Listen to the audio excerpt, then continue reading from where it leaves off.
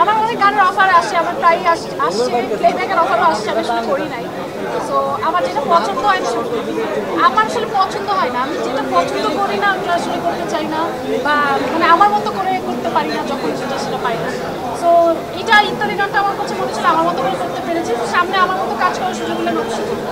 এখনও আসলে আমাদের একটা গুড নিউজ আপনাদেরকে দিব, সেটা হচ্ছে একটু আগে নিউজ এসছে আমাদের যে সান্টা লুসিয়া ফেস্টিভ্যাল মেক্সিকোতে অফিসিয়ালি সিলেক্টেড হয়েছে ফাতিমা। এর আগে এরপর নেক্সট মান্থ অ্যাকচুয়ালি লন্ডনে আমরা রেইনবো ফিল্ম ফেস্টিভ্যালে যাচ্ছি ছবিটা নিয়ে। এর আগে ইরানে গিয়েছি, ইরানিতে তারপর ইটালিতে যাচ্ছে অগস্টে। সো ফেস্টিভ্যালগুলোতে প্রচুর প্রশংসিত হচ্ছে।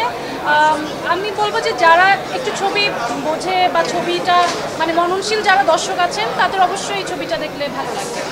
আই ফিল লাইক এই ছবির ক্ষেত্রে একটা অ্যাডভান্টেজ হচ্ছে যে 17 সালে একবার শ্যুট করা এবং 23-এ আরেকটা শ্যুট করা, এটার আমাদের ছবির ক্ষেত্রে এটা অ্যাডভান্টেজ ছিল। ইটস বিকজ 17 সালে মেয়েটার যে লুকটা সেটা ছিল 1971-এর, এবং 23-এর সেটা আসলে একটা ম্যাচিওর ফাতিমার ক্যারেক্টার, আর 17 সালেরটা ছিল সুবর্ণার ক্যারেক্টার। তো ওই সময় সুবর্ণার ক্যারেক্টারের জন্য আমার একটা করা হয়তো ওই ফ্রেশনেসটা দরকার ছিল, যেটা পেয়েছে ডিরেক্টর। এবং এখন 23 সালে এসে ওই ফাতিমা স্ট্রাগলটাতে যে ম্যাচুরিটিটা দরকার ছিল সেটা হয়তো ওই 5-6 বছর আরেকটু আমার মধ্যে এসছে। তো সেটা আমাদের ছবির ক্ষেত্রে আসলে পজিটিভলি কাজ করেছে। ফাতিমা তো আসলে আমি নাম ভূমিকা ফাতিমাতে অভিনয় করেছি, এবং মেয়েটার যেহেতু পুরো মেয়েটার পয়েন্ট অফ ভিউ থেকে আমরা পুরো জার্নিটা দেখছি। সো ফাতিমা ক্যারেক্টারের নামকরণে হয়েছে ছবিটার নাম ফাতিমা। আসলে আমার এই অভিষেকটা তো হওয়ার কথা ছিল 2016 সালেই। 2016 সালে এই ছবিটা 2017 সালে ছবিটা শ্যুট করা শুরু করেছিলাম, এবং আশা করেছিলাম যে অ্যাটলিস্ট 18 কি 19-এর মধ্যে বাংলা ছবির মাধ্যমে আমার অভিষেক হবে। বাট সামহাও ওই সময় দাহকাল ছবিটা হওয়ার কথা ছিল, হয়নি।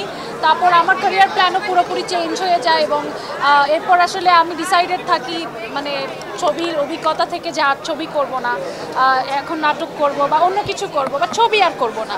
সো ফাইনালি আসলে 2023 সালে এসে অনেক বাধা বিপত্তি অনেক কিছু পার হয়ে সেই দাহকাল হয়ে যায় ফাতিমা। মোটামুটি 2017 সালে একটা পুরো ছবি আমার শ্যুট করা, 23-এ এসে আরেকটা ছবি শ্যুট করা, মোটামুটি দুটো ছবি মিলে এখন হয়েছে ফাতিমা। এবং আমি খুবই আনন্দিত এই ব্যাপারে যে প্রথমে যখন আমি কিছুই ছিলাম না, কোনো কাজ করিনি, ওই সময় ধ্রুব ভাই আমাকে এই সুযোগটা দিয়েছিলেন। শুধুমাত্র কয়েকটা বিজ্ঞাপনে অভিনয় করেছিলাম, তাতেই আমি অডিশন দিয়েছিলাম, এবং সেই চরিত্রের জন্য সুবর্ণা ক্যারেক্টারের জন্য আমাকে ভাইয়া পছন্দ করেন। সো সামহাও ওই সময় ড্রিমটা ফুলফিল হয়নি, but somehow I am very glad যে 2024-এ এসে ওই 17 সালের স্বপ্নটা কোনো না কোনোভাবে তো একটা বাস্তবায়ন হচ্ছে। So I am very happy.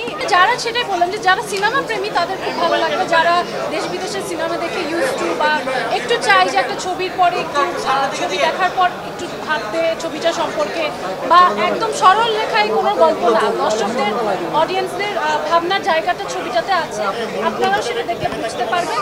এবং আমার মনে হয় যে মুক্তিযুদ্ধটাকে অনেক ডিফারেন্টলি রিপ্রেজেন্ট করা হয়েছে আমাদের ছবিতে, এবং সেই সাথে প্যারালালি এখনকার সময়ের একটা গল্প আছে।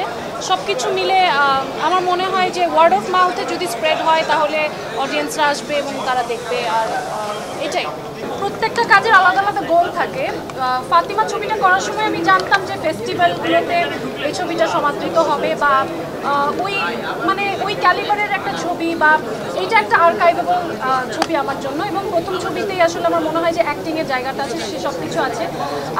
ম্যাসিভভাবে পপুলারিটি এটা পাবে বললে আমি জানি না, এটা পাবে কি নাও পেতে পারে, বাট আমার মনে হয় যে যারাই দর্শক অডিয়েন্স মানে ছবিটা দেখবে তাদের কোনো না কোনোভাবে মনে দাগ কাটবে, এবং তারা ছবিটাকে মনে রাখবে।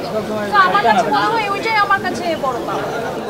সেটা ঘটতেও পারে, না ঘটতে পারে। আসলে আমার কাজের পরিধি অনেক বড়। আমি নাটক, ওটিটি, সিনেমা, গান সব ক্ষেত্রেই আসলে কাজ করতে চাই। তো যেখানে আমার ভালো সুযোগ হবে আমি সেটা করতে চাই, এবং আমি যখন কনফিডেন্ট যে হ্যাঁ পাই, এইটা আমার মনে হয়েছে সব কিছু মিলে।